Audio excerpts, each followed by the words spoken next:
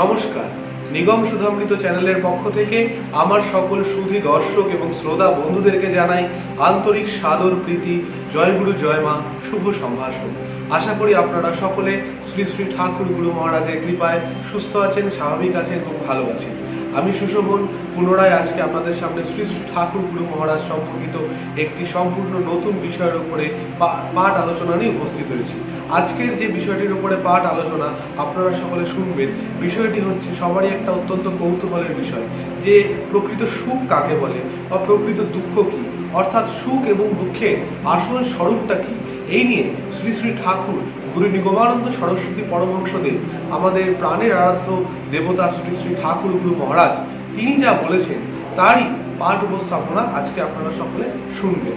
তো আর কথা না বাড়িয়ে শুরু করছি শ্রী শ্রী ঠাকুর মহারাজের শ্রীমুখের ব্যাখ্যায় সুখ এবং দুঃখের প্রকৃত স্বরূপ কি। জয় গুরু জয় মা। আশা করব সকলে ভিডিওটা স্কিপ না করে পুরোটা শুনবেন, কারণ স্কিপ করলে হয়তো কোনো গুরুত্বপূর্ণ তথ্য আপনাদের মিস হয়ে যেতে পারে। তো শুরু করছি পাঠ উপস্থাপনা। জয় গুরু জয় মা। শ্রী শ্রী ঠাকুর গুরু মহারাজকে জনৈক শিষ্য একবার প্রশ্ন করেছিলেন যে, ঠাকুর, এই যে চারিদিকে সুখ দুঃখ নিয়ে নানারূপ দ্বন্দ্ব দেখতে পাই, তো এই সুখ এবং দুঃখের আসল স্বরূপ কি? সুখ এবং দুঃখ এর প্রকৃত অর্থ কি? তুমি একটু আমাদেরকে বুঝিয়ে বলবে? শ্রী শ্রী ঠাকুর তার স্বভাব সিদ্ধ ভঙ্গিতে মৃদু হেসে সেই ভক্তকে বললেন। এবার আমরা শুনতে চলেছি শ্রী শ্রী ঠাকুরের জবানিতে সুখ এবং দুঃখের আসল স্বরূপ। শ্রী শ্রী ঠাকুর বলছেন, জগতে দুই রকমের অভিনয় দেখা যায়, যথা সুখ ও দুঃখ। যেরূপ দিবসের পর রাত্রি আবার রাত্রির পর দিবস হয়, তেমনি সুখের পর দুঃখ আবার দুঃখের পর সুখের উদয় হয়। মন দুঃখাকৃষ্ট হইলে ক্রমশ ধর্ম ক্ষীণ হয় এবং সামান্য কারণে বহু আকাঙ্ক্ষাযুক্ত ও কাতর ভাবাপন্ন হয়। দুঃখ ভোগের সময় মানুষের সহ্যগুণ, ধৈর্য, বিবেক, আত্মগ্লানি, নির্বেদ প্রভৃতি ধর্মগুলির বৃদ্ধি হয়। চিত্তের কার্য অনন্ত সুখ অথবা অনন্ত দুঃখকে কল্পনা করা। চিত্তকে সুখ ও দুঃখ কল্পনা করিতে না দিলেই আত্মা অনুভব উদয় হয়। ওই কল্পনাটাই চিৎ সমুদ্রের তরঙ্গ, উহা একবার ভাসায় ও একবার ডুবায়। যে ব্যক্তি কল্পনা করে না, তাহার কিছুই হয় না। তাহাকে স্বর্গেও যাইতে হয় না, নরকেও যাইতে হয় না। লঘুত্ব এবং গুরুত্ববোধ গুণময় দেহতেই থাকে।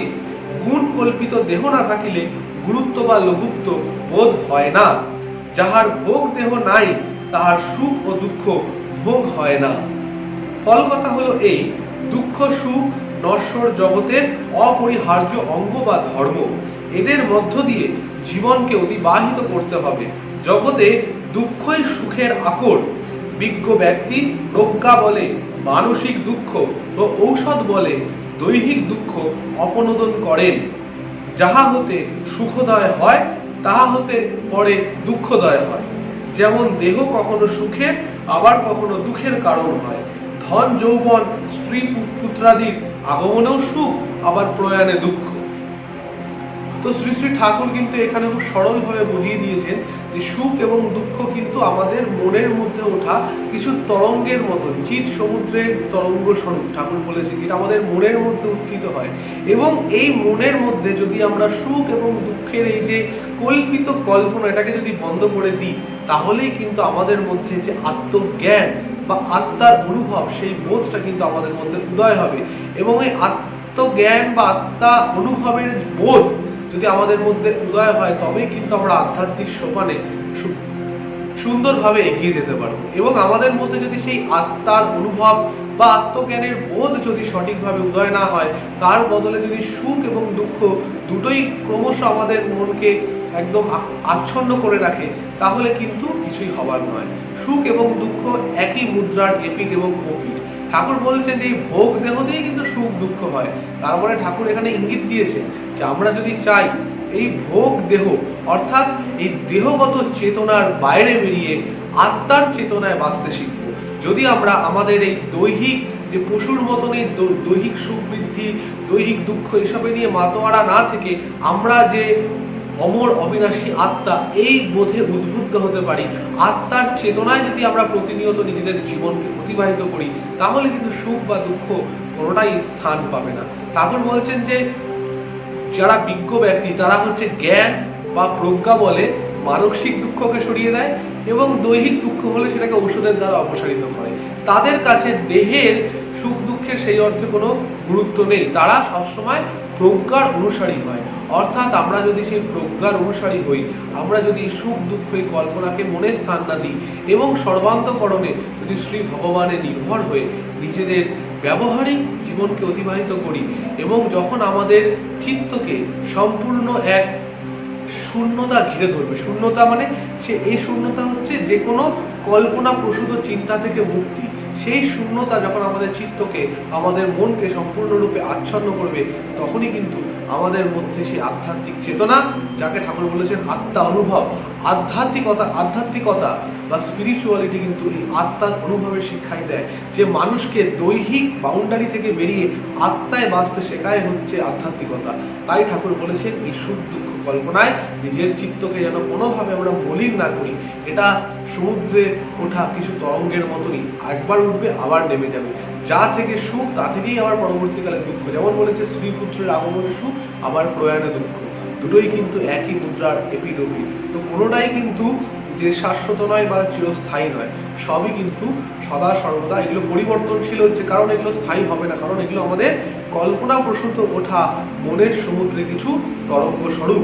তাই মনকে স্থির ধীর নিশ্চল করে এই কল্পনাগুলোকে মনে স্থান না দিয়ে যদি আমরা চিত্তকে সাম্যাবস্থায় আনতে পারি, তাহলে কিন্তু আমাদের মধ্যে আত্মা অনুভব জন্ম নেবে এবং এই আত্মা অনুভবের থেকেই কিন্তু আমরা আত্মজ্ঞান লাভ করতে পারবো এবং আত্মজ্ঞান লাভ করতে পারলে এই জগতের সাথে নিজেকে অভিন্ন মনে করতে পারবো এবং শ্রী শ্রী ঠাকুরের কথায় যে আমিত্বের পরিব্যাপ্তি, অর্থাৎ নিজের ক্ষুদ্রগণ্ডি থেকে বেরিয়ে নিজের আমিত্বকে জগৎময় পরিব্যাপ্ত করে দেওয়া, তখনই কিন্তু সম্ভব হবে। শ্রী শ্রী ঠাকুর কিন্তু এই আলোচনায় এই সার কথাই আমাদের সকলকে বুঝিয়েছে। তো আজকের মতন এই সংক্ষিপ্ত পাঠ আলোচনা এখানেই সমাপ্ত হচ্ছে। দেখা হবে পরবর্তীতে আপনাদের সাথে আবারও নতুন কোনো পাঠ আলোচনা নিয়ে। ততদিনের জন্য সকলে সুস্থ থাকবেন, সাবধানে থাকবেন, ভালো থাকবেন। ভিডিওটা ভালো লাগলে অবশ্যই ভিডিওটাতে একটি লাইক করবেন এবং নিগম সুধামৃত চ্যানেলে নতুন হয়ে থাকলে চ্যানেলটি সাবস্ক্রাইব করতে ভুলবেন না। সাবস্ক্রাইব করে পাশে থাকা বেল বাটনটি ক্লিক করে অল করে দেবেন, যাতে পরবর্তীকালে এরূপ আধ্যাত্মিক তত্ত্ব সমৃদ্ধ ভিডিও যাতে আপনারা সবার আগে পেতে পারেন। তো আজকের মতন আমি সুশোভন, শ্রী শ্রী ঠাকুর মহারাজ এবং আমাদের প্রাণের আরাধ্যা মাতা ঠাকুরানী মা সুধাংশু বালা মায়ের রাতুল পাদপদ্মে আপনাদের সকলের সর্বাঙ্গীন মঙ্গল এবং সুস্থতা প্রার্থনা করে আপনাদের নিকট থেকে বিদায় নিচ্ছি। সকলে প্রতিনিয়ত ইষ্ট স্মরণ, ইষ্ট মনন, শ্রীগুরু স্মরণ, শ্রীগুরু মন্ত্র জপে নিজেদের ব্যবহারিক তথা আধ্যাত্মিক জীবনকে অতিবাহিত করে জীবনকে এক অনন্য আধ্যাত্মিক মহিমায়, এক অনন্য আত্মা অনুভবের মহিমায় সুন্দর এবং মহিমান্বিত করে তুলবেন, এই আশায় রাখি। আমার আন্তরিক নমস্কার জানাই সকলকে। সকলে ভালো থাকবেন। জয় গুরু, জয় গুরু, জয় মা, জয়।